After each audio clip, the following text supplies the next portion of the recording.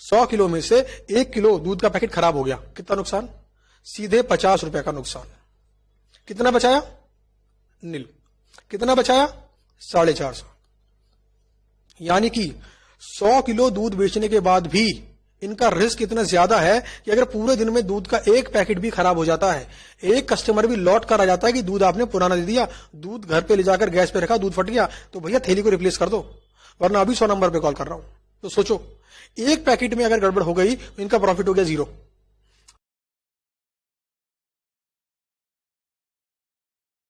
Hello friends, मैं CA पुरुषोत्तम Agarwal, CA inter और CA final में कॉस्टिंग सब्जेक्ट का फैकल्टी।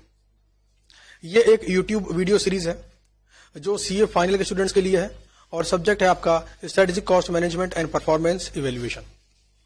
इस वीडियो सीरीज के अंदर हम सारी की सारी थ्योरी मॉडल्स को कवर कर रहे हैं और बहुत ही डिटेल में, बहुत ही डेप्थ में उसकी प्रैक्टिकल एप्लीकेशन को समझते हुए। तो आज चैप्टर नंबर 10 का है लेक्चर नंबर 2। चैप्टर नंबर 10 का लेक्चर नंबर 2 है आज। पुराने चैप्टर्स के वीडियोस और चैप्टर नंबर 10 का लेक्चर नंबर 1 ऑलरेडी यूट्यूब पे डल चुका है, तो अगर आपने वो वीडियोस नहीं देखी है तो एक बार जाकर हमारे चैनल पर देख सकते हैं। और जो ये सीरीज को शुरू से फॉलो कर रहे हैं वो तो यहां से देखना कंटिन्यू कर ही सकते हैं, और अगर आप पहली बार भी इस वीडियो को देख रहे हैं तब भी यहां से देख सकते हैं, भले ही आपने पुराने 9 चैप्टर देखे हो या नहीं देखे हो। यहां से चैप्टर देखेंगे तब भी आपको पूरा समझ में आएगा, इस बात की मेरी गारंटी है। तो chapter number 10 lecture number 2, study mat निकाल लीजिए, पेज नंबर 10.7।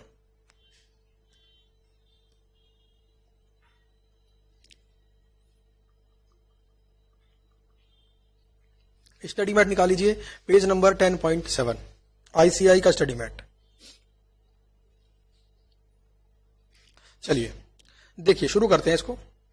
इसका नाम है direct product profitability. Direct product profitability, short में इसको डीपीपी मैं लिख देता हूं यहां पर, डायरेक्ट प्रोडक्ट प्रॉफिटेबिलिटी। तो आखिर इसका मतलब क्या है? इसमें क्या करते हैं हम? इसमें निकालते हैं प्रॉफिट पर प्रोडक्ट,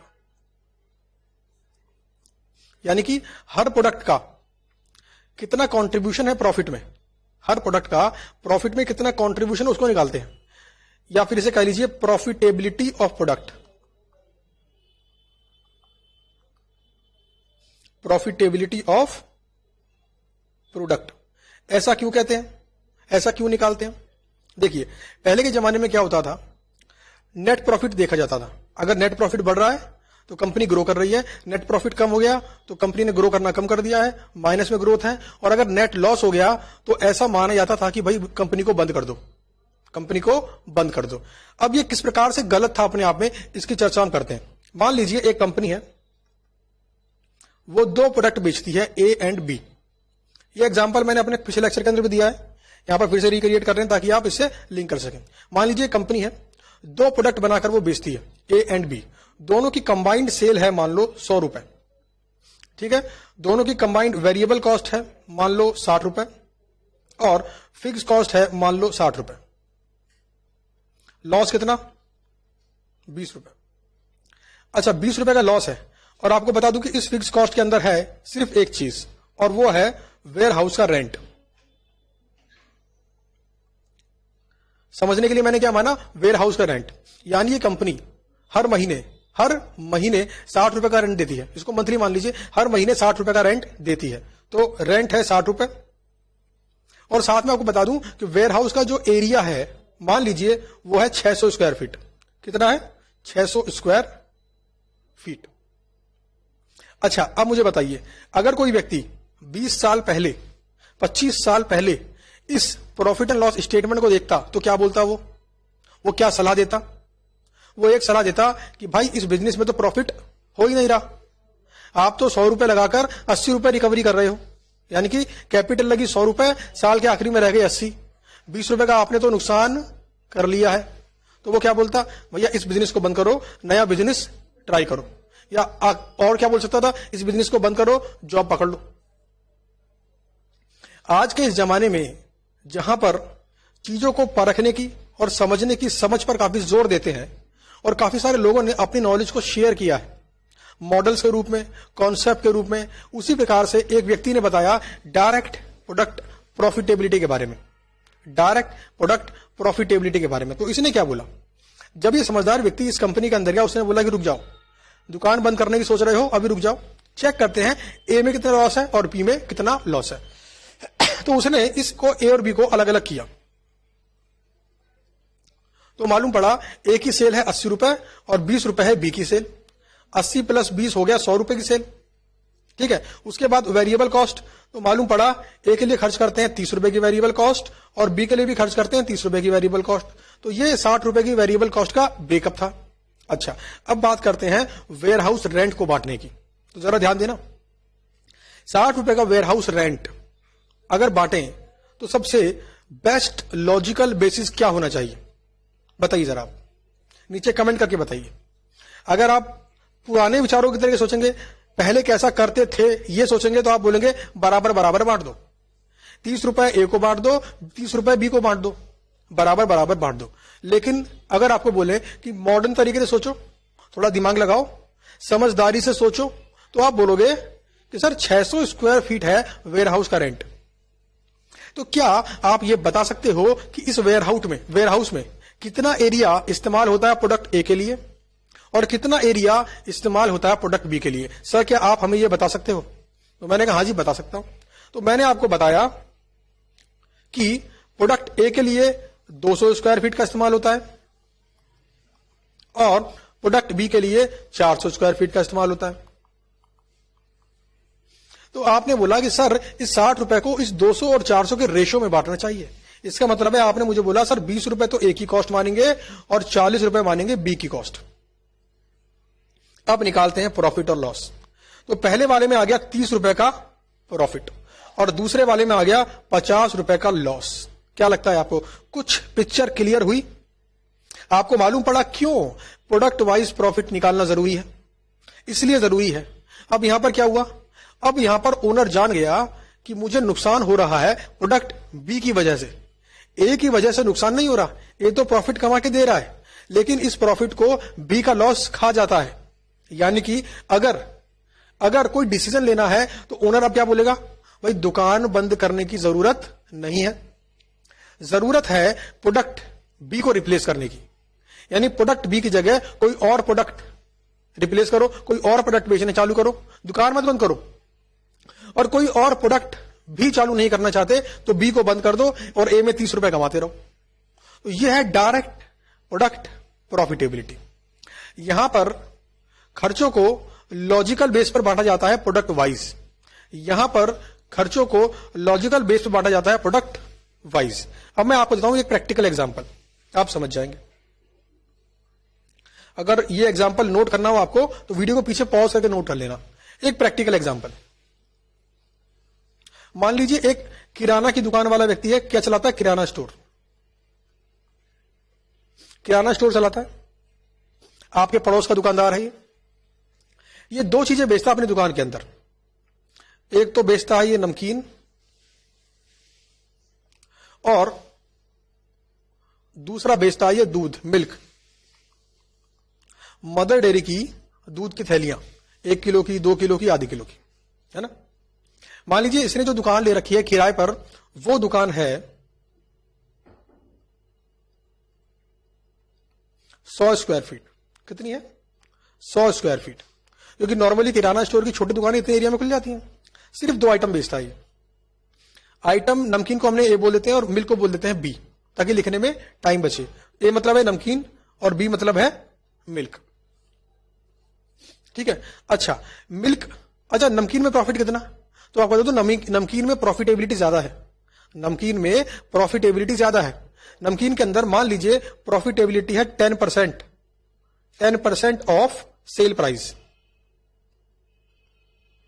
यानी कि अगर कोई 50 रुपए का नमकीन का पैकेट इससे लेके जाता है तो ये कमाता है प्रॉफिट 5 रुपए पर प्रोडक्ट, ठीक बात है।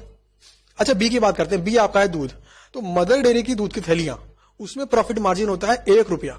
यानी कि अगर ये 1 केजी मिल्क बेचेगा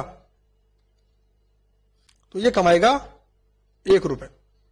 अपने किराना वाले भैया से जाके पूछ लेना आप, जो आपके पड़ोस में है, 1 रुपया 1 पैकेट को बेचने पे कमाता है वो। ₹1 एक पैकेट को बेचने पे कमाता है वो। कुछ जगह ₹2 कमा रहा होगा, ₹2 से ज्यादा हो ही नहीं सकते, मैक्सिमम ₹2। यहां पर आप ₹2 ही मान सकते हैं, है ना। नॉर्मली 1 किलो का एक दूध का पैकेट बेचने पर ₹1 वो कमाता है। अब सवाल यह है कि ये 1 किलो का दूध का पैकेट कितने का आता है? 1 किलो का दूध का पैकेट ही कितने का आता है? तो लगभग ये आता है आपका ₹52 का। समझने के लिए मान लेते हैं ₹50 का अप्रोक्सीमेट, ₹50 का आता है। मदर डेयरी, अमूल, कोई भी दूध का पैकेट ₹50 में 1 किलो। अच्छा, ₹50 का दूध का पैकेट ही बेचकर कितने कमाते हैं ये कमाते हैं ₹2। अब क्या लगता है आपको? आप क्या देखते हो सुबह सुबह? आप देखते हो जब सुबह सुबह उठते हो तो इस दुकान वाले भैया के यहां पर जो दूध की कैरेट होती हैं उनकी लाइन लगी होती है, ऐसे कैरेट के ऊपर कैरेट, कैरेट के ऊपर कैरेट। तो कितनी हो गई? 1 2 3 4 5 6 7 8 9 और 10 कैरेट दूध। आप लगाते हो आइडिया कि यार 10 कैरेट और एक कैरेट में होता है 10 किलो, तो 10 गुना 10 कितना हो गया? 100 किलो। अच्छा, 100 किलो और ₹1 एक पैकेट में कितना प्रॉफिट कमाया? एक पैकेट में कितना प्रॉफिट कमाया? ₹2। तो पूरे दिन में कितना प्रॉफिट कमाया इन्होंने? ₹200। आपको जान के हैरानी होगी, 100 किलो दूध बेचने के बाद एक दिन में ₹200 कमाते हैं सिर्फ ₹200। अच्छा जी, तो अब बताओ आप मेरे को, नमकीन की बात करें, नमकीन की बात करते हैं। तो ₹50 का बेचने पर ₹5 का प्रॉफिट, ₹50 का बेचने पर ₹5 का प्रॉफिट। और मान लो ₹50 में 1 किलो बेचते हैं, एग्जाम्पल के लिए, समझने के लिए क्या माना हमने? 1 किलो बेचते हैं। अच्छा, नमकीन कौन सा आइटम है? नमकीन क्या पेरिशेबल नेचर का आइटम है? क्या रखे रखे खराब हो जाएगा? नहीं खराब होगा, यानी 2 दिन 4 दिन 6 दिन 8 दिन रख सकते हैं। ठीक बात है। मान लीजिए एक दिन में ये 100 किलो नमकीन भी बेच देते, तो बताओ जरा कितना प्रॉफिट? 1 किलो पर ₹5, 100 किलो पर कितना? ₹500। यहां पे 100 किलो पे कितना? ₹200। तो कुल मिलाकर वो भैया डेली कितना कमा रहे हैं? ₹700। महीने का कितना? 700 गुना 10 7,000, 7,000 गुना 30 कितना हो गया? 700 गुना 10 7,000, 7,000 गुना 30, 7,000 गुना 3 21,000।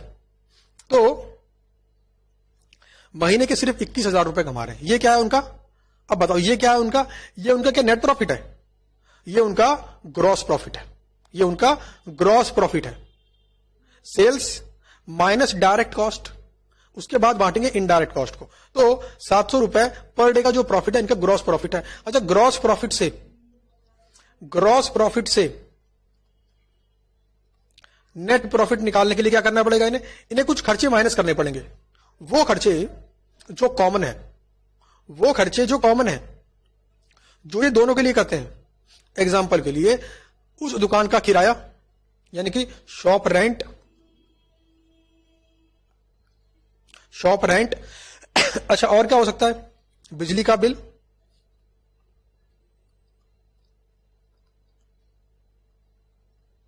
ऐसे बहुत सारे खर्चे हो सकते हैं। तो मान लो इन्होंने माइनस करा कि ₹200 है पर डे रेंट। कितना? ₹200। ₹200 है पर डे का रेंट। महीने कितना? 6,000। ठीक है ना। 200 गुना 10 2,000, 2,000 गुना 3 6,000। महीने का रेंट कितना? 6,000। बहुत ही कम रेंट लगाया मैंने। इलेक्ट्रिसिटी छोड़ दो, चलो इतना ही मानते हैं इलेक्ट्रिसिटी बिल 0 है, समझने के लिए माना 0 है। अच्छा, कितना प्रॉफिट कमाया? ₹500। बड़े खुश हो रहे हैं ये कि भाई हम 100 किलो दूध बेचते हैं। सुबह सुबह ग्राहकों की यहां पे लाइन लगी होती है, लोग लाइन में खड़े होकर हमसे दूध खरीदते हैं, नमकीन लेके जाते हैं, लेकिन ₹500 कमाते हैं। अब इनके इस प्रॉफिट को अगर मैं प्रोडक्ट वाइज निकालूं तो पिक्चर डिफरेंट होगी और इनको मालूम पड़ जाएगा कि दूध को बेचकर ये प्रॉफिट नहीं कमा रहे, रिस्क ले रहे हैं। कैसे? आप मुझे बताओ। ₹500 कमाए ए में, ₹200 कमाए बी में, ये क्या है? Gross profit. अब करेंगे माइनस कॉमन खर्चा।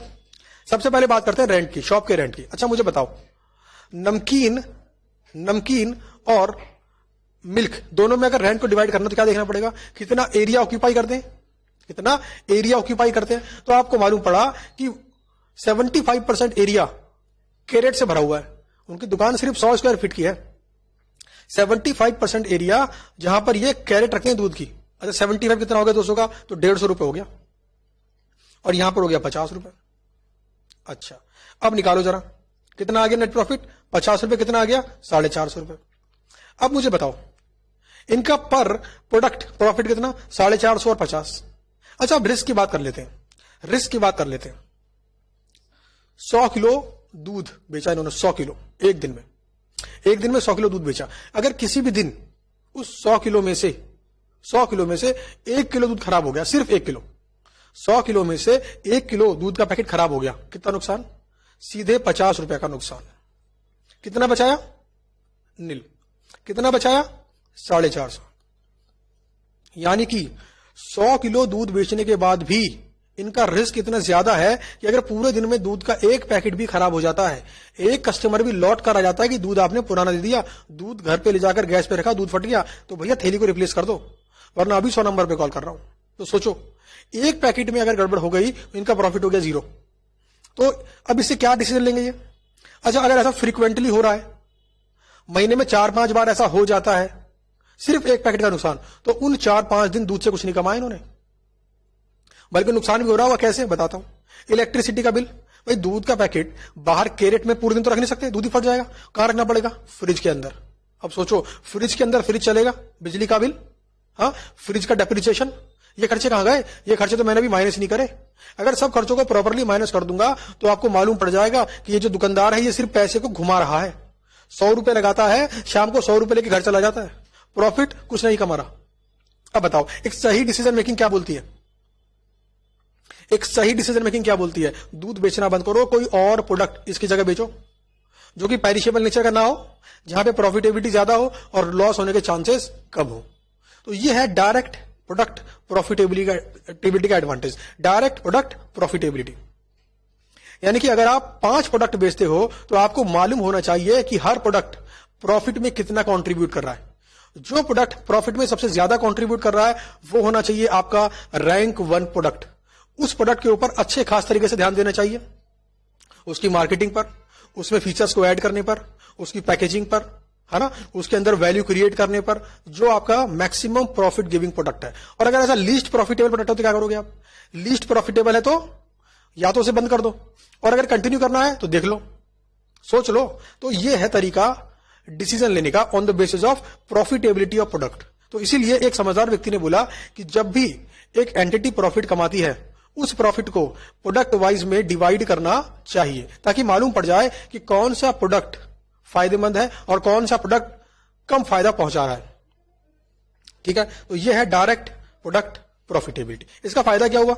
इसका फायदा नंबर 1, आपको यह मालूम पड़ जाएगा कि कौन सा प्रोडक्ट मोस्ट प्रॉफिटेबल है और कौन सा प्रोडक्ट लीस्ट प्रॉफिटेबल है।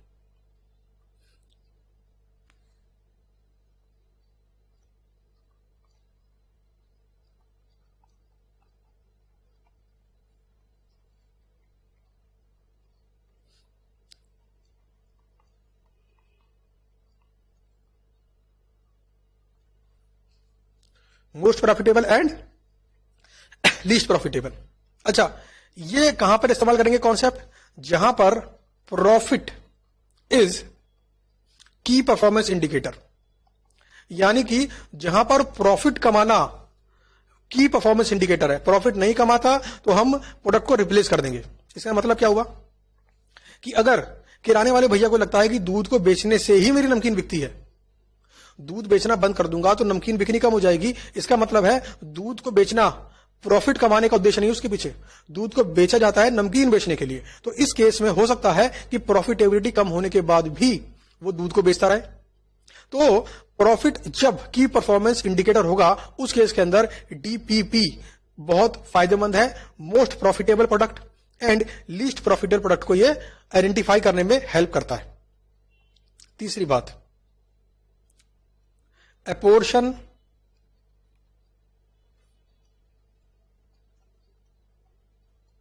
Cost on logical basis.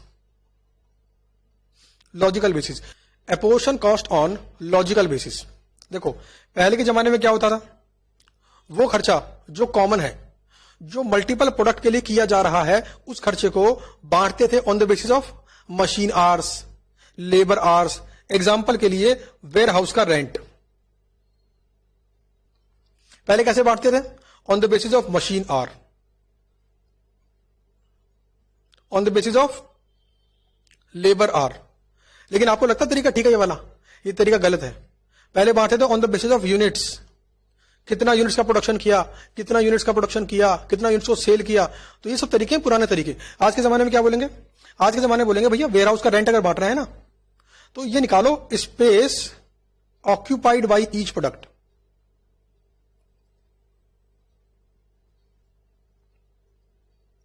Space occupied by each product, यानी वेयरहाउस के अंदर अगर 2 प्रोडक्ट रखते हैं तो दोनों प्रोडक्ट कितना कितना स्पेस यूज करते हैं उसके बेस से बांटो। अगर 600 स्क्वायर फीट का वेयरहाउस है तो 200 स्क्वायर फीट प्रोडक्ट ए यूज करता है और 400 square feet product B use करता है, तो 200 और 400 के रेशियो में बांट दो। अच्छा, कुछ लोगों ने बोला स्पेस तो है, साथ में ये भी लो टाइम स्पेंट इन वेयरहाउस। अच्छा, पूरे महीने में 200 स्क्वायर फीट कितने दिन इस्तेमाल किया प्रोडक्ट ए ने, पूरे महीने में 400 स्क्वायर फीट कितने दिन इस्तेमाल किया प्रोडक्ट बी ने, उसके बेस पे बांटो। तो ये है एक रेशो और लॉजिकल रेशो है, जबरदस्ती का नहीं कि यूनिट्स के बेस पे बांट दो, मशीन आवर्स के बेस पे बांट दो, लेबर आवर्स के बेस पे बांट दो, ऐसा नहीं करते। तो जो कॉस्ट है, जो कॉमन कॉस्ट है, उनको एक लॉजिकल बेस पे बांटा जाता है डायरेक्ट प्रोडक्ट प्रॉफिटेबिलिटी के अंदर। अच्छा, यहां पे प्रॉफिट कैसे निकालते हैं? तो यहां पे सबसे पहले लिखते हैं सेल्स। सेल कितनी है? माइनस करते हैं डायरेक्ट कॉस्ट। डायरेक्ट कॉस्ट मतलब वो खर्चे जो सिर्फ और सिर्फ इस प्रोडक्ट के लिए ही किए गए हैं। जैसे मान लीजिए मार्केट से ये पेन और रजिस्टर खरीद कर बेचता है कोई व्यापारी, तो कितने का ये खरीदने में आया, वो क्या हो गया? डायरेक्ट कॉस्ट, क्योंकि वो खर्चा सिर्फ इसी के लिए किया है। इसको बोल देते हैं ग्रॉस प्रॉफिट या ग्रॉस मार्जिन। अच्छा, इसके बाद ये करना है, इसके बाद माइनस करने वो खर्चे जो कॉमन है, पेन के लिए भी हो रहे हैं, रजिस्टर के लिए भी हो रहे हैं। जैसे मान लीजिए आपने एक अटेंडेंट रखा हुआ है, उसको सैलरी पे कर रहे हैं, तो जो सैलरी पे कर रहे हैं, जो पूरे 8 घंटे गुना 30 दिन वो काम करता है, उसमें कितना समय उसको अप्रोक्सीमेट लगा पेन के लिए और अप्रोक्सीमेट लगा बुक्स को बेचने के लिए, रजिस्टर को बेचने के लिए, तो उसके बेस पे उसे बांटो। जो शॉप का रेंट है उससे बांटो स्पेस ऑक्यूपाइड के बेस पे। तो ये लॉजिकल बेस पर कॉमन खर्चों को बांटा जाता है। इनको बोलते हैं डायरेक्ट प्रोडक्ट कॉस्ट। समझ गए बात को? हालांकि ये इनडायरेक्ट कॉस्ट है, लेकिन बांटने के बाद नाम क्या दिया जाता है? Direct product cost. और क्या निकल के आता है? DPP, direct product profitability. Simple language में product wise profitability, product wise profitability. तो यह है कॉन्सेप्ट आपका डीपीपी का। उम्मीद करता हूं अच्छे से आपको समझ में आ गया है। टोटल प्रॉफिट को प्रोडक्ट वाइज तोड़ लेना और हर प्रोडक्ट की प्रॉफिटेबिलिटी को अलग से जज करना, इसको बोलते हैं डायरेक्ट प्रोडक्ट प्रॉफिटेबिलिटी। जैसे मान लीजिए किसी स्टूडेंट के ग्रुप 1 में आ गए 250 नंबर। कितने नंबर आ गए? 250। 400 में से 250 नंबर आ गए। अच्छा, 250 नंबर तो आ गए, बच्चा पास तो हो गया है। अब ये क्या करो कि प्रोडक्ट वाइज क्या परफॉर्मेंस है, यानी कि सब्जेक्ट वाइज क्या कंट्रीब्यूशन है मार्क्स में। तो मालूम पड़ा कि सब्जेक्ट नंबर 4 सबसे ज्यादा नंबर उसी के अंदर आए हैं। इसका मतलब सब्जेक्ट नंबर 4 इनका फेवरेट होगा। हाँ जी, अगर कोई सब्जेक्ट आपका फेवरेट है तो वो आपको कम समय में ज्यादा नंबर दे पाता है। बताओ ऐसा क्यों है?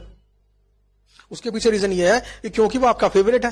तो जब आप उसको पढ़ते हो तो आपको पढ़ने में आता है मजा। जब पढ़ने में आपको आता है मजा तो आप घंटों तक पढ़ते रहते हो, 2 घंटे 3 घंटे 4 घंटे, आपको मालूम ही नहीं पड़ता।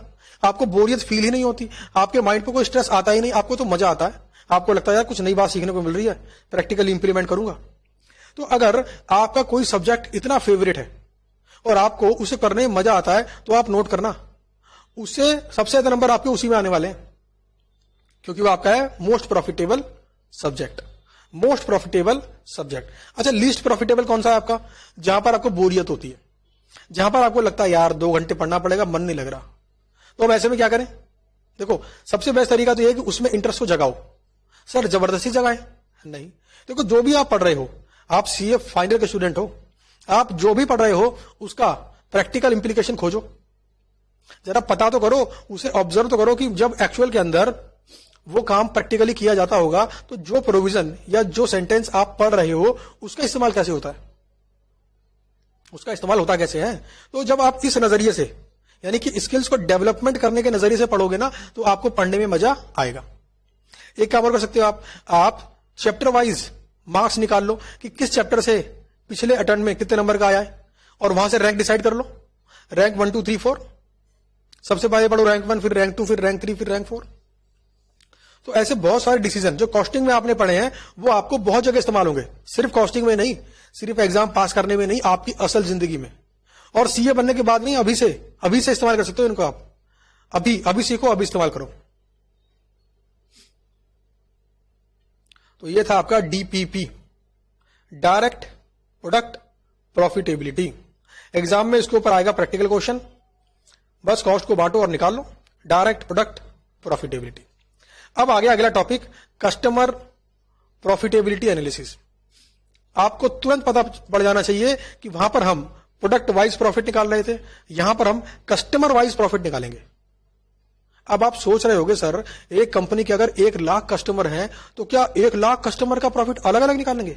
नहीं, उन 1 लाख कस्टमर को हम 3 या 4 सेगमेंट में तोड़ देंगे।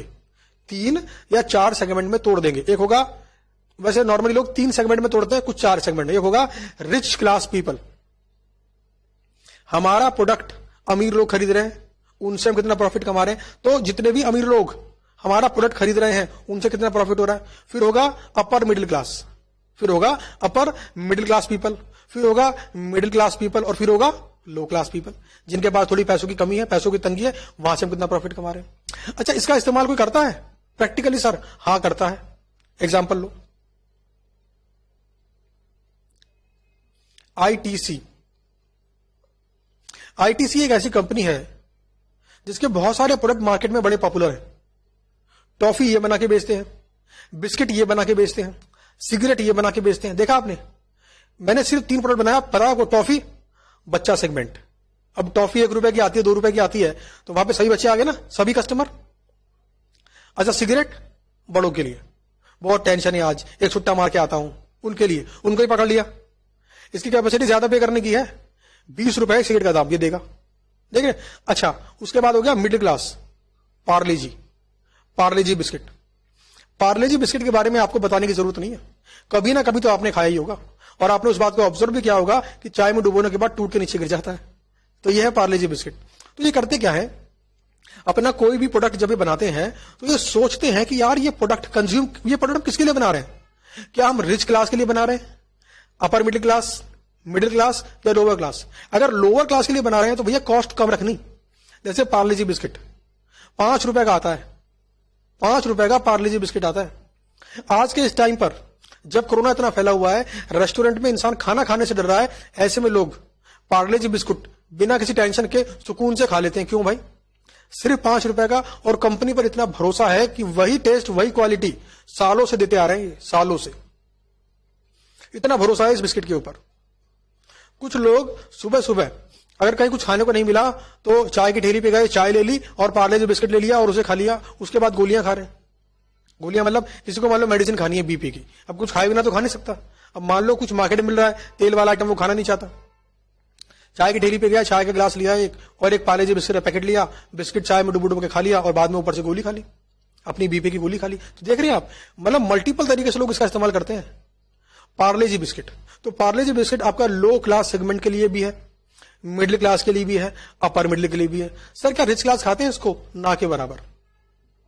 तो ये कंपनी अपने हर प्रोडक्ट का कस्टमर सेगमेंट वाइज प्रॉफिटेबिलिटी निकालकर इस बात को जज करती है कि कौन से लोग हैं जो इसे कंज्यूम कर रहे हैं। ये कंपनी ऐसे ऐसे बिस्किट भी बेचती है जिसका पैकेट 150 रुपए का आता है, 80 रुपए का आता है, 100 रुपए का आता है, और एक ऐसा बिस्किट में जिसका पैकेट सिर्फ 5 रुपए का आता है। तो आईटीसी कंपनी इसका अच्छी तरीके से इस्तेमाल करती है, कस्टमर प्रॉफिटेबिलिटी एनालिसिस। समझ में आ गई बात?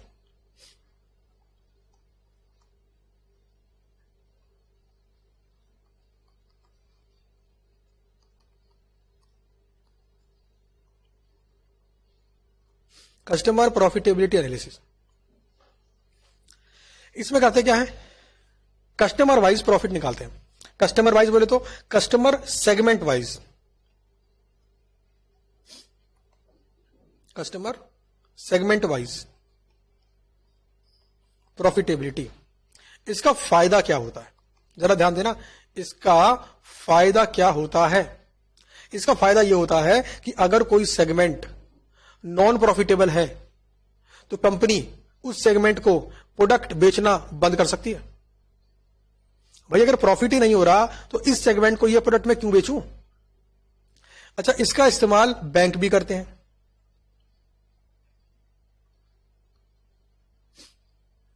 बैंक जब अपना क्रेडिट कार्ड किसी को बेचते हैं ना, क्रेडिट कार्ड, तो क्रेडिट कार्ड बेचने के बाद जिन लोगों को उन्होंने क्रेडिट कार्ड बेचा है उस सेगमेंट का प्रॉफिटेबिलिटी एनालिसिस करते हैं और अपने सभी कस्टमर को 4 कैटेगरी में बांटते हैं। एक होता है प्लेटिनम कस्टमर, एक होता है आपका गोल्ड कस्टमर, एक होता है आयरन कस्टमर और एक होता है लीड कस्टमर। प्लेटिनम मतलब मोस्ट प्रॉफिटेबल कस्टमर, वो कस्टमर जो क्रेडिट कार्ड अकाउंट के अंदर चार्जेस लगने पर बार बार कस्टमर कॉल सेंटर पे कॉल करके एग्जीक्यूटिव की जान नहीं खाता, बोलता है ठीक है लग गए तो लग गए यार, बाकी बेनिफिट पे तो मुझे कार्ड से मिलते हैं। जब मैं थिएटर में जाता हूं कार्ड से पेमेंट करता हूं 10% कैशबैक भी तो मुझे मिलता है। तो ये कौन सा है? Most profitable customer. इन्हें बैंक बोलता है प्लेटिनम कस्टमर, यानी कि रिच क्लास पीपल। इनको अपना क्रेडिट कार्ड बेचने के लिए बैंक का एग्जीक्यूटिव घर तक पहुंच सकता है। कल को जब आप सीए बन जाएंगे तो आप इस कैटेगरी में आ जाएंगे, प्लेटिनम कस्टमर। आपको क्रेडिट कार्ड बेचने के लिए बैंक का एग्जीक्यूटिव आप बोलोगे वहीं खड़ा मिलेगा। आप बोलोगे भैया ऑफिस आ जाओ, बोलेगा सर ऑफिस आ जाता हूं। आप बोलोगे शाम में घर आ जाओ, शाम में घर आ जाता हूं। तो जहां बोलोगे वहां पर वो आ जाएगा। क्यों? उसको मालूम पड़ गया कि आप आ गए हो प्लेटिनम कस्टमर कैटेगरी के अंदर। यानी अगर आपको वो क्रेडिट कार्ड देगा तो आप बैंक के प्रॉफिट को इंक्रीज कर दोगे, क्योंकि उस कार्ड का आप इस्तेमाल करोगे। आप मूवी देखने जाओगे, कार्ड का इस्तेमाल करोगे कैशबैक के लिए। आप रेस्टोरेंट पे जाओगे, कार्ड का इस्तेमाल करोगे कैशबैक के लिए। जब आपको जगह जगह से कैशबैक मिल रहा है तो भैया चार्ज देने में क्या दिक्कत है? चार्जेस भी आप दोगे। गोल्ड कस्टमर मतलब प्रॉफिटेबल तो ये भी है बट प्लेटिनम वाले से कम, इसे कह सकते हैं आप मिडिल क्लास कस्टमर। उसके बाद है आयरन कस्टमर। आयरन मतलब लो प्रॉफिटेबल, वो था upper middle class, rich class, upper middle. अच्छा आयरन कौन सा है? मिडिल, यानी कि लो प्रॉफिटेबल। यानी मिडिल क्लास के अंदर कुछ लोग ऐसा हो सकते हैं जो चार्ज लगने पर बैंक को फोन करके बोले हमारा क्रेडिट कार्ड कैंसिल कर दो भैया, इतना तो बेनिफिट नहीं लेते हम इस कार्ड का जितना आपने चार्ज लगा दिया। तो वो बैंक को बोलेंगे भैया क्रेडिट कार्ड को कैंसिल कर दो। तो ये कौन है? Iron customer. लो प्रॉफिटेबल है। क्या बैंक इन कस्टमर को सर्व करना चाहेगा? हाँ जी, लो प्रॉफिटेबल है बट प्रॉफिटेबल तो है। कम मुनाफा देते हैं बट मुनाफा देते तो हैं, लीड कस्टमर नॉन प्रॉफिटेबल। ये कौन है भाई? लो क्लास। गलती से बैंक ने कभी किसी लो क्लास व्यक्ति को क्रेडिट कार्ड दे दिया और साल के आखिरी में उसमें लगा दिया चार्जेस, तो भाई साहब ये व्यक्ति उस कस्टमर कॉल सेंटर के एग्जीक्यूटिव को फोन करके गालियां भी सुना सकता है। पीछे पड़ जाएगा, इसको रिवर्स करो वरना मैं क्रेडिट कार्ड फाड़ के फेंक दूंगा, मैं यूज नहीं करूंगा क्रेडिट कार्ड का, इसे कैंसिल करो। तो यह है नॉन प्रॉफिटेबल कस्टमर। तो ऐसे कस्टमर को बैंक सर्व नहीं करना चाहता। आपके मन में आ रहा होगा जब बैंक को पहले से ही मालूम है कि ये लीड कस्टमर है तो इसे कार्ड बेचा ही क्यों? भाई साहब पहले वो आयरन कस्टमर था, यानी पहले वो मिडिल क्लास कस्टमर था, मिडिल क्लास इनकम ग्रुप वाला कस्टमर था, लेकिन अब उसकी इनकम कम हो गई है। कोरोना के टाइम पर उसकी जॉब चली गई है। अब जॉब चली गई तो बेचारा वो मिडिल क्लास से कहां पर आ गया? लो क्लास। हाथ में पैसे की तंगी हो गई है। अब पैसे की तंगी हो गई है, ऊपर से आप लगा रहे हो चार्जेस, तो वो क्या बोलेगा बैंक को कि भैया मेरा क्रेडिट कार्ड बंद कर दो। तो ये कौन सा कस्टमर हो गया? अब लीड कस्टमर। तो ऐसे कस्टमर्स को बैंक क्रेडिट कार्ड ऑफर नहीं करेगा। अच्छा, आपके मन में एक सवाल आ रहा होगा, सर 10% का कैशबैक दे दिया तो बैंक ने कमाया क्या? झुंझुना। तो सुनो बैंक कैसे करता है बिजनेस।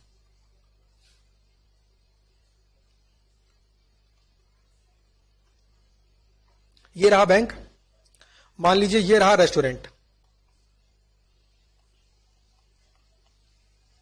और ये रहे आप और मैं कस्टमर।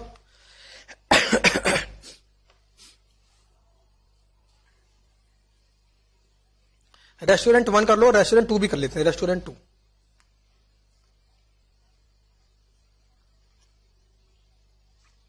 मान लीजिए ये बैंक है, बैंक का नाम है आईसीआईसीआई। अब मेरे पास इस आईसीआईसीआई बैंक का क्रेडिट कार्ड है। क्या है मेरे पास? Credit card. मेरे पास क्रेडिट कार्ड है। अच्छा, मुझे रेस्टोरेंट में खाना खाने जाना है। मैंने ऑनलाइन चेक किया तो मुझे पता पड़ा मेरे घर के पास 2 रेस्टोरेंट हैं, रेस्टोरेंट 1 और रेस्टोरेंट 2, और दोनों के खाने ही अच्छे हैं, दोनों ही अच्छी क्वालिटी का खाना प्रोवाइड करते हैं, खाने में मजा आ जाएगा। अच्छा, इसे पता करने के बाद मैंने पता किया कि भाई चार्जेस क्या लगेंगे यहां पर।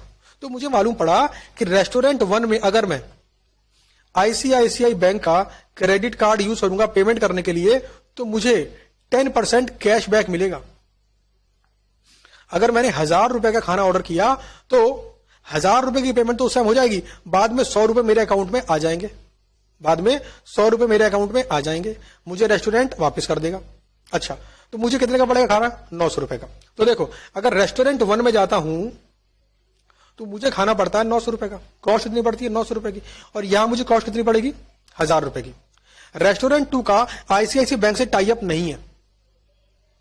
अब आप बताओ, नीचे कमेंट बॉक्स में कमेंट करके बताओ कि मुझे रेस्टोरेंट 1 में जाना चाहिए कि रेस्टोरेंट 2 में जाना चाहिए।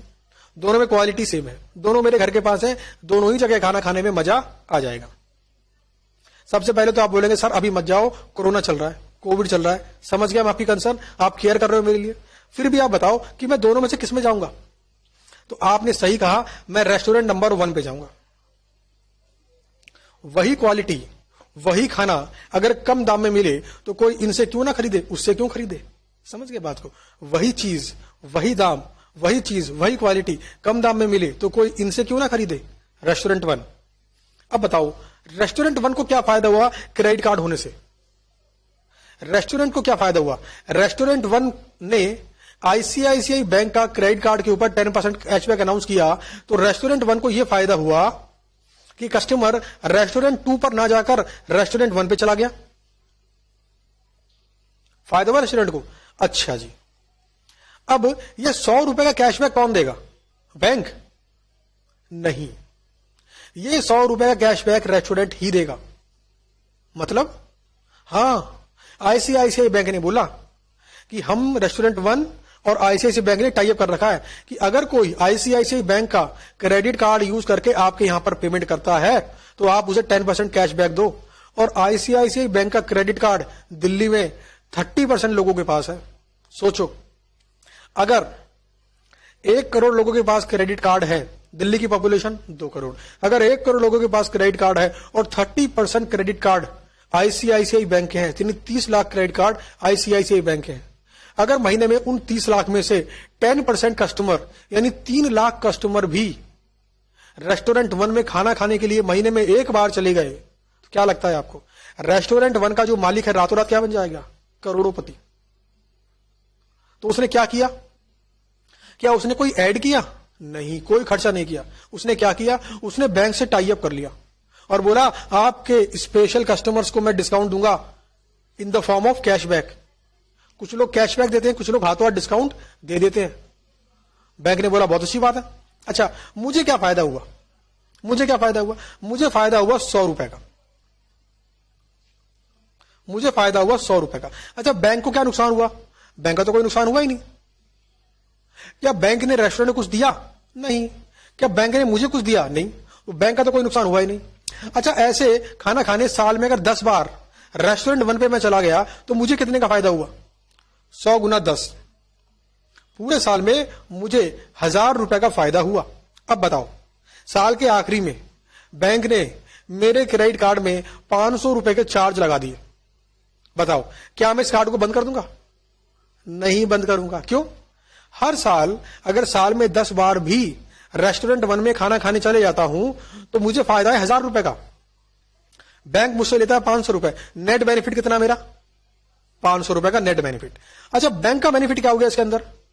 भाई, बैंक को 500 रुपए का कस्टमर मिल गया, यानी हर साल बैंक के प्रॉफिट में मैं 500 रुपए इंक्रीज कर दूंगा हर साल। और ऐसे अगर 30 लाख कस्टमर इस बैंक के हैं और उनमें से 10% खाना खाने जा गए तो 3 लाख कस्टमर, 3 लाख गुना 500 करो जरा, हर महीने की बता रहा हूं, 3 लाख गुना 500। भाई साहब, बैंक की चांदी हो जाएगी, सोना हो जाएगा बैंक का। तो बताओ, यह तरीका बैंक का बिजनेस करने का गलत है? कोई गलत तरीका नहीं है। क्या बैंक ने जेब से कुछ खर्च किया? नहीं। क्या रेस्टोरेंट वाले ने कुछ खर्च किया? नहीं। क्या मुझे फायदा हुआ? हां। इसे बोलते हैं विन विन सिचुएशन, सबका फायदा, किसी का नुकसान नहीं। तो यह है कस्टमर प्रॉफिटेबिलिटी एनालिसिस। तो इस प्रकार से आईसीआईसीआई बैंक अपना कस्टमर सेगमेंट वाइज प्रॉफिटेबिलिटी को निकालकर यह इंश्योर कर सकता है कि कौन से वाला कस्टमर सेगमेंट इस बैंक के लिए फायदेमंद है। तो बताओ, क्यों नहीं बैंक का एग्जीक्यूटिव आपके घर पर आए क्रेडिट कार्ड देने के लिए? क्यों नहीं आए? बिल्कुल आएगा। आपको उसको इससे फायदा है। तो यह है आपका कस्टमर प्रॉफिटेबिलिटी एनालिसिस। तो एग्जाम में कैसे क्वेश्चन आएंगे इसके ऊपर? आपको मल्टीपल कस्टमर सेगमेंट दे दिए जाएंगे और आपको पूछा जाएगा कि बताओ कौन से वाला कस्टमर सेगमेंट ज्यादा प्रॉफिटेबल है। जैसे मान लीजिए एक बैंक है, उसने अपने सभी कस्टमर्स को दो सेगमेंट में बांट दिया। एक है ऑनलाइन सेगमेंट और एक है ऑफलाइन सेगमेंट। अच्छा, ऑनलाइन सेगमेंट मतलब वो कस्टमर जो सारा काम ऑनलाइन कर लेते हैं, पेमेंट ऑनलाइन कर ली, ऑनलाइन रिसीव कर ली, है ना। ऑफलाइन मतलब वो कस्टमर जो बात बात में बैंक में जाते हैं, चेकबुक इशू कर दो, मेरे को पेमेंट करनी है फॉर्म दे दो, मेरे को पैसे डिपॉजिट करने हैं फॉर्म दे दो। तो ये कौन है? Offline customer. ऑफलाइन कस्टमर क्या बैंक के लिए खर्चावादी हैं? खर्चा करवाते हैं बैंक का? हाँ जी। अगर ये ऑफलाइन कस्टमर बिल्कुल जीरो हो जाए तो बैंक को ब्रांच खोलनी ही नहीं पड़ेगी, बैंक को एग्जीक्यूटिव सैलरी पर रखना ही नहीं पड़ेगा, बैंक को पैसे जमा कराने वाले फॉर्म छपाने ही नहीं पड़ेंगे, जरूरत ही छपाने की, चेकबुक छपाने का झंझट खत्म। तो हो सकता है एग्जाम में ऐसा क्वेश्चन आ जाए कि एक है ऑनलाइन कस्टमर सेगमेंट और एक है ऑफलाइन कस्टमर सेगमेंट, और आपको यह बताना हो कि दोनों में से कौन सा सेगमेंट ज्यादा प्रॉफिटेबल है। इस बैंक को किस सेगमेंट को प्रमोट करने पर ध्यान देना चाहिए। आपके मन में आ रहा होगा कि सर ऐसा क्यों करेगा बैंक? तो सुनो मेरी बात। ऑफलाइन कस्टमर्स को अगर ये ऑनलाइन कस्टमर्स में कन्वर्ट कर दे तो धीरे धीरे बैंक अपने बहुत सारे खर्चे अवॉइड कर सकता है, और जो खर्चा हो रहा था अब वो नहीं हो रहा, ये क्या है? बेनिफिट। जो खर्चा हो रहा था वो अब नहीं हो रहा, ये क्या है? बेनिफिट। तो इस प्रकार के क्वेश्चन आपको एग्जाम के अंदर मिल सकते हैं। आइए अगले टॉपिक के ऊपर आते हैं। एबीसी इन एडवांस्ड मैन्युफैक्चरिंग एनवायरनमेंट। मजा तो आपको आ ही रहा होगा, ऐसे ही प्रैक्टिकली बिजनेस किया जाता है। एडवर्टीजमेंट कॉस्ट के रूप में खर्च ना कर कैशबैक के रूप में कस्टमर को दे दो। एडवर्टीजमेंट कॉस्ट को एडवर्टीजमेंट के रूप में खर्च ना करके डिस्काउंट के तौर पे दे दो। बट ध्यान रहे, इससे प्रोडक्ट की क्वालिटी में कमी नहीं आनी चाहिए, इससे कस्टमर के मन में जो प्रोडक्ट की इमेज है उसमें कमी नहीं आनी चाहिए। तो बिजनेस करना एक गेम खेलने जैसा है, बिजनेस करना एक चेस की गेम खेलने जैसा है, जहां पर हर डिसीजन का पॉजिटिव इंपैक्ट क्या होगा आपको पहले सोचना पड़ेगा, नेगेटिव इंपैक्ट क्या हो सकता है आपको पहले सोचना पड़ेगा। यानी एक चाल चलने से पहले, आपकी वो चाल चलने के बाद बाकी लोग क्या करेंगे, इसका क्या इंपैक्ट पड़ेगा मार्केट पर, कस्टमर पर, प्रॉफिट पर, आपको पहले से सोचना होगा। यानी कि अगले 10 कदम पहले से आपको सोचना होगा कि अगले 10 स्टेप इसके बाद क्या होंगे। तो यह है बिजनेस। तो अगर ये एक चीज करने में आपको मजा आता है तो बिजनेस करने में आपको मजा आएगा। लेकिन अगर इसमें मजा नहीं आता, आपको डर लगता है, क्योंकि आपने एक पासा फेंका, आपने एक स्ट्रेटजी को इंप्लीमेंट किया और पता पड़ा कि आपके कॉम्पिटिटर ने कोई और स्ट्रेटजी को इंप्लीमेंट करके आपकी स्ट्रेटजी को काट दिया, तो हो सकता है इससे आप डिमोटिवेट हो जाएं। आपको लगे यार ये तो बड़ा ही बेकार काम है यार, इससे बढ़िया तो यार जॉब है यार, अपना 9 बजे गए और 6 बजे घर पे आ गए, संडे भी अपना, सैटरडे भी अपना और शाम भी अपनी। तो अगर आपको इस प्रकार की लाइफ पसंद है तो आपके लिए जॉब मोस्ट सुटेबल है। अब जॉब सरकारी में करें, प्राइवेट में करें, ये भी आपकी मर्जी है। जल्दी से पैसा कमाना चाहते हैं प्राइवेट में कर लो, फटाफट 3-4 साल बाद कंपनी चेंज करते रहो। गवर्नमेंट में जॉब करते हो तो आपको आराम मिलेगा, पर्सनल लाइफ प्रोफेशनल लाइफ का बैलेंस मिलेगा। काम करना है तो करो, नहीं करना है तो मत करो। किसी बॉस की हिम्मत नहीं कि आपको जबरदस्ती कुछ काम वो करवा ले। ये कल्चर है पीएसयू का, हालांकि तरीका गलत है। अगर जिंदगी में आपको ग्रो करना है तो पीएसयू में होने के बाद भी काम करें तो मजा आ जाएगा, फिर आप जल्दी से ग्रो कर जाएंगे। तो अब अगला टॉपिक है ABC and advanced manufacturing environment. अच्छा, एबीसी मतलब क्या? पहले इस वर्ड की बात करते हैं। एबीसी मतलब क्या? एबीसी मतलब activity based costing. Activity based costing मतलब क्या? एक्टिविटी बेस्ड कॉस्टिंग मतलब है अपने सभी इनडायरेक्ट खर्चों को कॉस्ट ड्राइवर्स के बेस पे बांटो। यानी कि all indirect cost be apportioned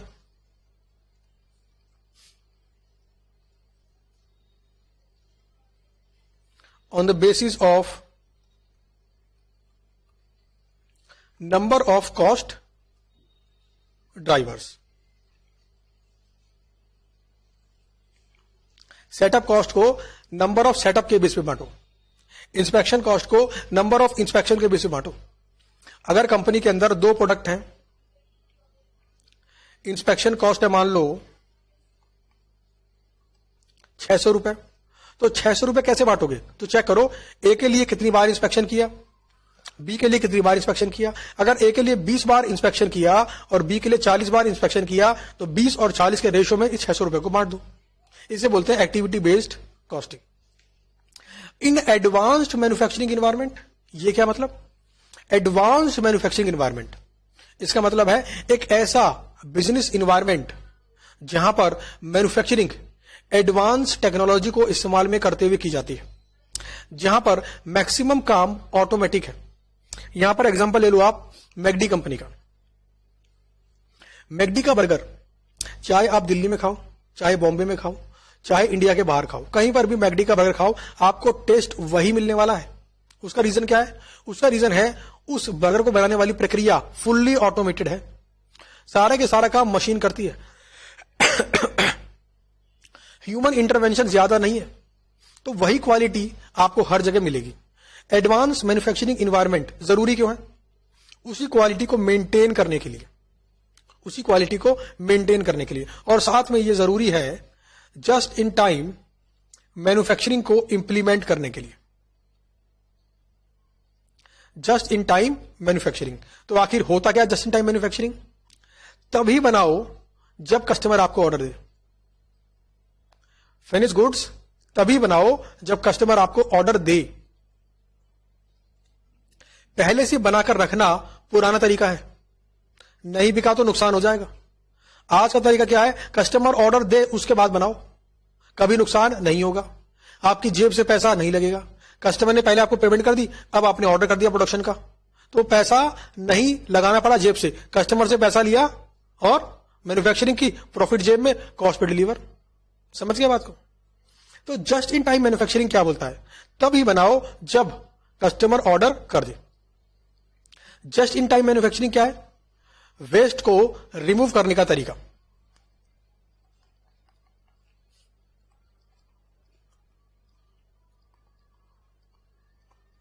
remove waste, waste को रिमूव करने का तरीका. तो आपके मन में कुछ आ रहा है वेस्ट वर्ड से? वेस्ट एक चैप्टर हमने पहले किया हुआ है, जहां पर हमने डिटेल में समझा था वेस्ट का मतलब क्या. कितने प्रकार के वेस्टेज होते हैं? 7 प्रकार के वेस्टेज होते हैं. 7 प्रकार के वेस्टेज को रिमूव करना ही जस्ट इन टाइम मैन्युफैक्चरिंग का उद्देश्य है. पहला वेस्ट, ओवर प्रोडक्शन. जितने की रिक्वायरमेंट है उससे ज्यादा अगर प्रोड्यूस कर रहे हो तो इट इज ए वेस्ट. इसको रिमूव करने की कोशिश करो, इसको हटाने की कोशिश करो. Over production. दूसरा, ओवर इन्वेंट्री. जितनी इन्वेंट्री की रिक्वायरमेंट है उससे ज्यादा माल बनाकर आपने रख रखा है, इट इज ए वेस्ट. इसको रिमूव करो.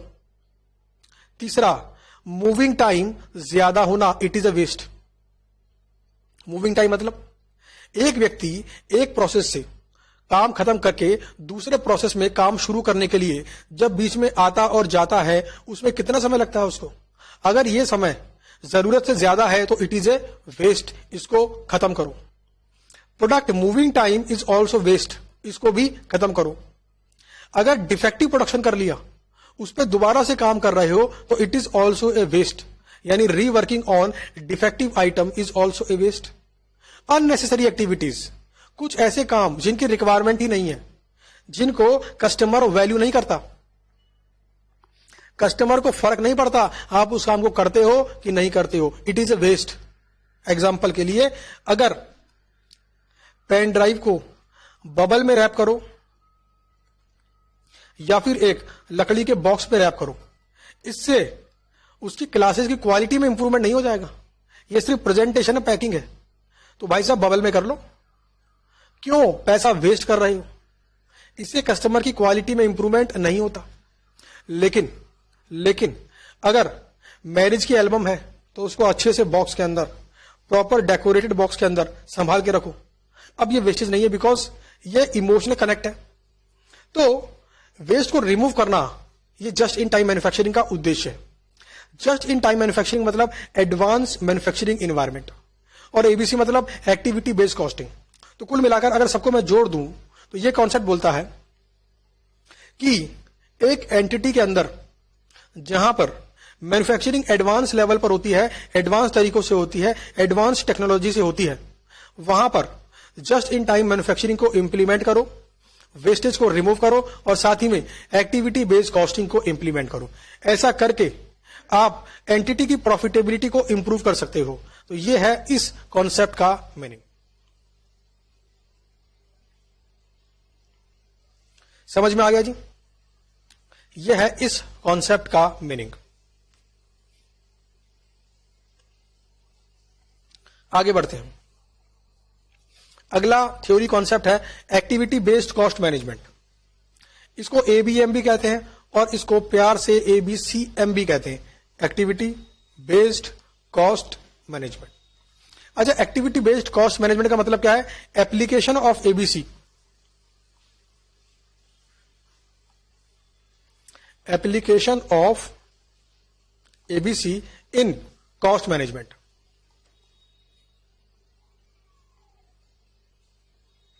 अच्छा, कॉस्ट मैनेजमेंट क्या मतलब? एक्चुअल कॉस्ट को स्टैंडर्ड कॉस्ट से बढ़ने मत दो। कुछ ऐसा करो कि एक्चुअल कॉस्ट स्टैंडर्ड कॉस्ट के या तो बराबर रहे या उससे कम आए। यानी कॉस्ट को बढ़ने मत दो और अगर हो सके तो कम कर दो। इसे बोलते हैं कॉस्ट मैनेजमेंट। तो कॉस्ट मैनेजमेंट के साथ साथ अगर आपने एक्टिविटी बेस्ड कॉस्टिंग को भी कंपनी में इंप्लीमेंट कर दिया तो इसको बोलेंगे आपने एक्टिविटी बेस्ड कॉस्ट मैनेजमेंट को इंप्लीमेंट कर दिया। तो ये भी एक थ्योरेटिकल कॉन्सेप्ट है। यहां पर यह बात करता है एक्टिविटी एनालिसिस की, जिसकी बात हम ऑलरेडी कई बार कर चुके हैं। एक्टिविटी एनालिसिस, एक्टिविटी एनालिसिस जिसके अंदर ये खास तौर पर दो बातें बोलता है कि अपनी सभी एक्टिविटीज को value added activity and non value added activities में क्लासिफाई करो, और उसके बाद वैल्यू एडेड एक्टिविटी को तो करते रहो, और वो एक्टिविटी जिसे कस्टमर इंपॉर्टेंस नहीं देता है उसे इग्नोर कर दो। उस एक्टिविटी को अगर हो सके तो करो ही मत। उस एक्टिविटी को अगर हो सके तो करो ही मत, और करना पड़ता है तो कम से कम उस पर लगने वाली कॉस्ट और टाइम को कम कर लो। कॉस्ट और टाइम को कम कर लो। तो यह बोलता है एक्टिविटी एनालिसिस, जो कि एक्टिविटी बेस्ड कॉस्ट मैनेजमेंट का एक पार्ट है। अच्छा, कई प्रकार के काम एक एंटिटी को करने पड़ते हैं, कई प्रकार के काम।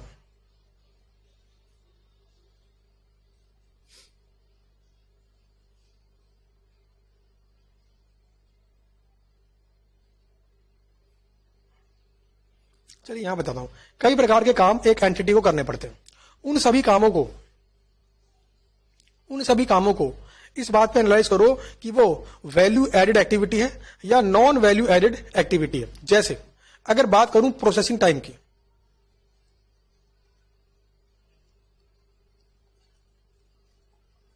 तो इसे मानते हैं वैल्यू एडेड एक्टिविटी। बताओ क्यों?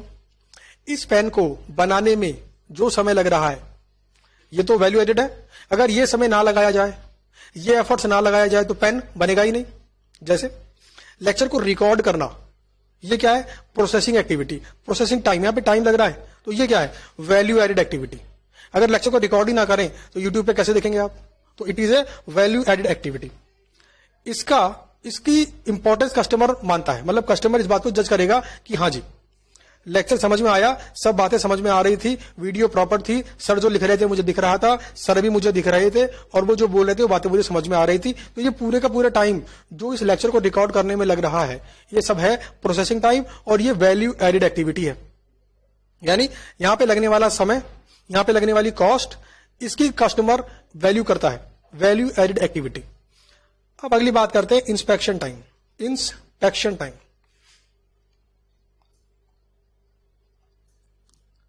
लेक्चर बन जाने के बाद या लेक्चर बनते हुए ही जो एडिटर है वो बार बार आके इंस्पेक्शन करता है कि सब कुछ ठीक ठाक चल रहा है, लाइटें वाइटें प्रॉपर चली हुई है, कैमरा चालू है, वॉइस रिकॉर्ड हो रही नहीं हो रही है? हाँ हो रही है। जो पीपीटी रिकॉर्ड हो रही है कि नहीं हो रही है? Inspection time. तो ये इसकी क्या वैल्यू आप करते हो? आपको इससे मतलब नहीं है। ये है नॉन वैल्यू एडेड एक्टिविटी। जब आप लेक्चर देखते हो तो क्या आप सोचते हो कि किसी ने देखा होगा या उसकी इंपॉर्टेंस है? अगर वो किसी ने नहीं आके देखे तब आपको फर्क ही नहीं पड़ रहा, आपको मालूम ही नहीं पड़ रहा किस दिन उसने इंस्पेक्शन किया और किस दिन इंस्पेक्शन नहीं किया। तो इंस्पेक्शन टाइम क्या है? Non value added activity. अगला है waiting time.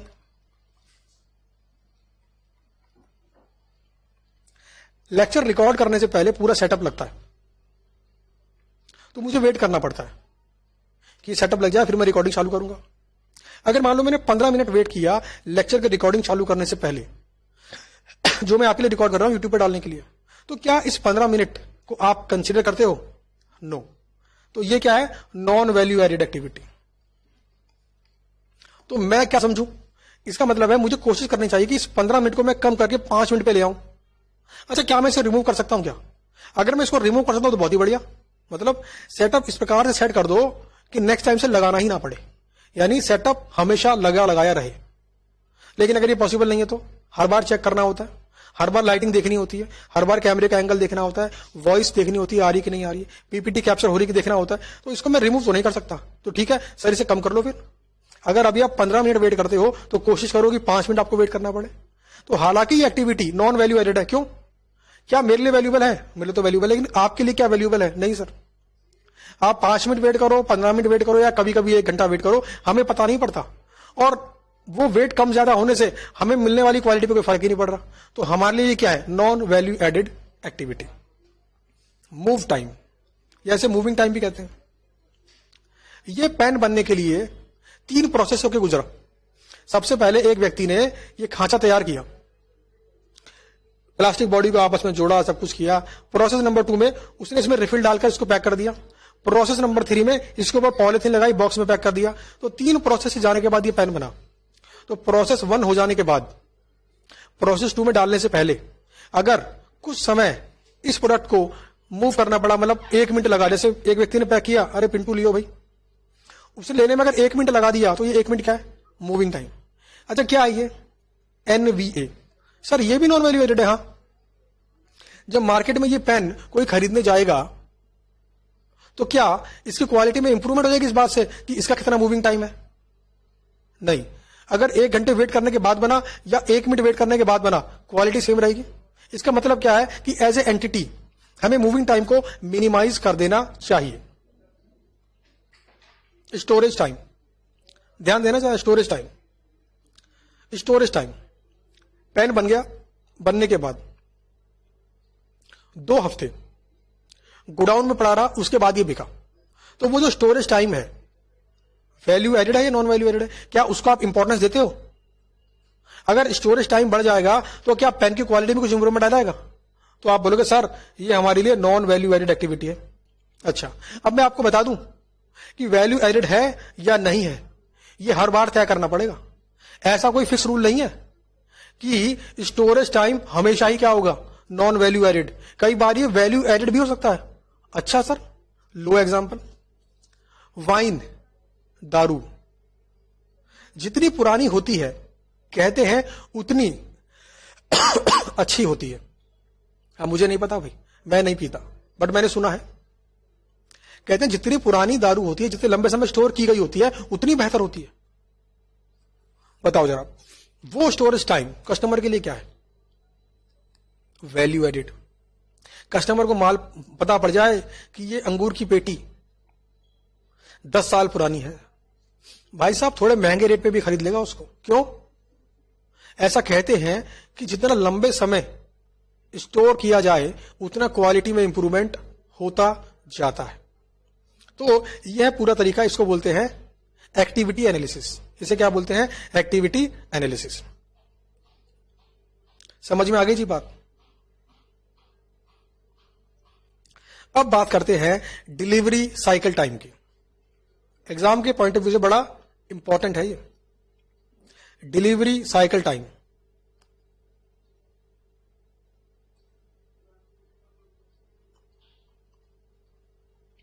Delivery cycle time, customer का ऑर्डर मिल जाने से कस्टमर को डिलीवरी कर देने तक के बीच का जो समय होता है उसे बोलते हैं डिलीवरी साइकिल टाइम।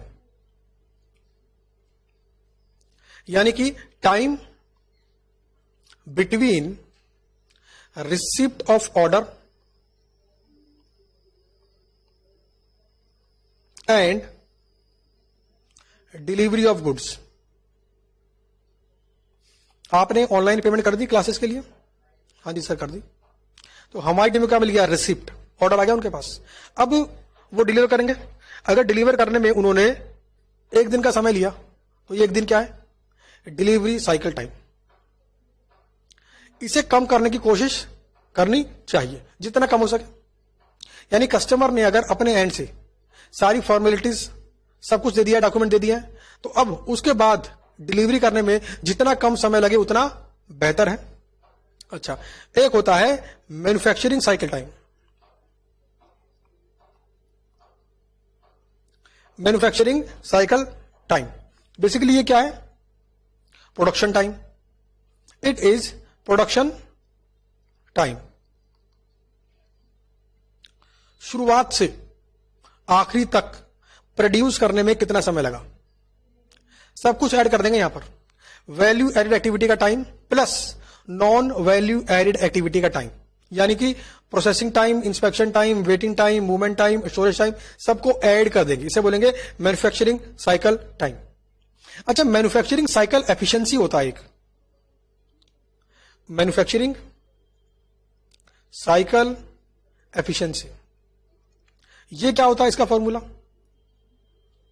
तो इसका फॉर्मूला होता है प्रोसेसिंग टाइम यानी कि value added time divide by value added plus non value added, multiplied by 100 भी कर सकते हैं। तो इससे मालूम पड़ जाता है कि कितना समय प्रोसेसिंग में लगता है। अच्छा, अब इसको मैं आपसे लिंक करता हूं।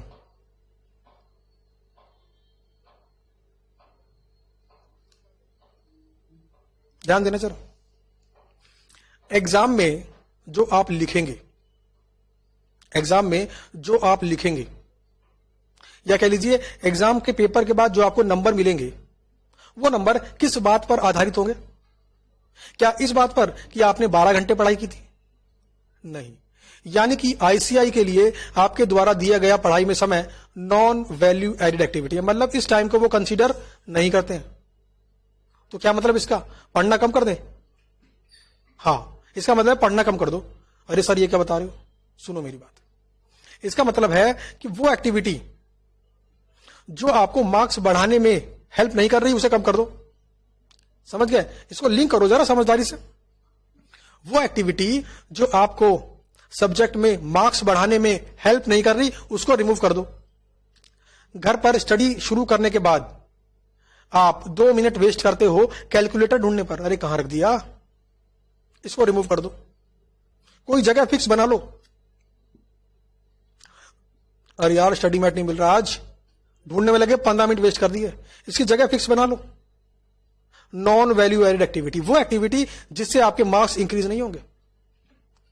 आपने 10 घंटे पढ़ाई की, 10 घंटे स्टडी रूम में रहे आप, लेकिन आप इफेक्टिवली सिर्फ 6 घंटे पढ़ाई कर पाए, तो बाकी 4 घंटे क्या कर रहे थे आप? अपने दोस्त से बात कर रहा था, पूछ रहा था कि भाई तुम क्या पढ़ रहे हो? मैं तो आज ये पढ़ रहा हूं, मैंने तो ये क्वेश्चन कर लिया, क्या आपने ये क्वेश्चन कर लिया? क्या आपने ये नोट्स आप मेरे को दे दोगे? ये सब क्या है? वो टाइम जो आपको मार्क्स इंक्रीज करने में हेल्प नहीं करता है। तो आपको भी क्या निकालना चाहिए? अपना मैन्युफैक्चरिंग साइकिल एफिशिएंसी, यानी आपको निकालनी चाहिए स्टडी साइकिल एफिशिएंसी। सर ये कैसे निकलेगी? लो भैया सुन लो। अगर आपने एक दिन में 8 घंटे पढ़ाई की, 1 घंटा आपका लग गया खाने पीने में, चाय पीने में, खाना खाने में, पानी पीने में, और 1 घंटा आपका लग गया दोस्तों से बातचीत करने में, व्हाट्सएप चेक करने में, यूट्यूब में कोई इररिलेवेंट वीडियो को देखने में जिसका संबंध आपकी पढ़ाई से नहीं है, ऐसी वीडियो को आप देख रहे हो, टाइम खराब कर रहे हो। यानी दिन में आपने 10 घंटे स्टडी रूम में बिताए और आपने सिर्फ 8 घंटे ही पढ़ाई की। इसका मतलब क्या हो गया? आपका स्टडी साइकिल एफिशिएंसी है 80%। इसका मतलब है कि अगर आप 100 मिनट पढ़ते हो, अगर आप 100 मिनट स्टडी रूम में रहते हो तो 80 मिनट पढ़ाई करते हो। इसका मतलब है कि आप अगर 100 मिनट स्टडी रूम में रहते हो तो 80 मिनट आप पढ़ाई करते हो। तो आप इसे इंप्रूव करने की कोशिश करो। या तो कोशिश करो कि ये 80% बढ़कर 90% हो जाए, 95% हो जाए। हाँ, क्या पूरा 100% हो सकता है? नहीं हो सकता। क्या पूरा 100% हो सकता है? नहीं हो सकता। अच्छा, या फिर इसके अकॉर्डिंग स्टडी प्लान कर लो। इसके अकॉर्डिंग स्टडी प्लान कर लो। अगर आपको 10 घंटे पढ़ना है, यानी कि आपको 10 घंटे मतलब 600 मिनट पढ़ना है, तो अब आप देखो कि 600 मिनट स्टडी एक्चुअल में करने के लिए कितने मिनट आपको स्टडी रूम में रहना होगा। निकालो जरा इस बात को। तो देखा आपने कैसे आपने स्टडी साइकिल एफिशिएंसी का इस्तेमाल करके अपनी परफॉर्मेंस को जज कर लिया, और कैसे आपने नॉन वैल्यू एडेड एक्टिविटी को रिमूव करने के ऊपर फोकस किया, और किस प्रकार से आपने प्रैक्टिकली इस कॉन्सेप्ट को अभी के अभी सीखकर अभी के अभी इंप्लीमेंट कर लिया। अगर इस प्रकार से चीजों को समझते हुए आप पढ़ाई करोगे तो पढ़ाई करने में आपका मन भी लगेगा और आपका आउटपुट भी अच्छा आएगा। मैन्युफैक्चरिंग साइकिल एफिशिएंसी अब आप चाहकर भी भूल नहीं सकते, आपको तुरंत याद आएगा स्टडी साइकिल एफिशिएंसी। तो यहां पर आपका ये कॉन्सेप्ट कंप्लीट हो गया है, और इस चैप्टर के अंदर जो थ्योरी क्वेश्चंस हैं, मॉडल्स हैं, वो सब कंप्लीट हो गए। तो ये चैप्टर कैसा लगा आपको? चीजों को प्रैक्टिकली लिंक करने से क्या आपको बेनिफिट होता है? अगर होता है तो नीचे कमेंट बॉक्स में कमेंट करके बताओ, ताकि मुझे मालूम पड़े कि हाँ जी, ये जो एफर्ट मैं आपके लिए लगा रहा हूं, आपको इससे फायदा हो रहा है कि नहीं हो रहा है। ये जो एफर्ट मैंने आपके लिए लगाया, ये जो 1-1 घंटे की वीडियो थ्योरी की डिटेल में आपके लिए मैं बना रहा हूं, क्या इससे आपका मैन्युफैक्चरिंग साइकिल एफिशिएंसी, आपका स्टडी साइकिल एफिशिएंसी इंप्रूव करता है? क्या आपने अब ऐसा किया है कि जो 1 घंटा पहले आप YouTube की बेकार की वीडियोस देखने में लगाते थे, उस टाइम को अभी आप पढ़ाई वाली वीडियो देखने में लगा रहे हो? तो अगर मेरी इस एक्टिविटी से आपका स्टडी साइकिल एफिशिएंसी बढ़ा है, अगर आपका स्टडी साइकिल एफिशिएंसी बढ़ा है, तो इसका मतलब है ये एक पॉजिटिव स्टेप है, इससे आपको फायदा हो रहा है। तो चलिए मिलते हैं आपसे अपनी अगली वीडियो के अंदर, जिसमें हम चैप्टर नंबर 11 की बात करेंगे। चैप्टर नंबर 10 आपका यहां पे कंप्लीट हो गया है।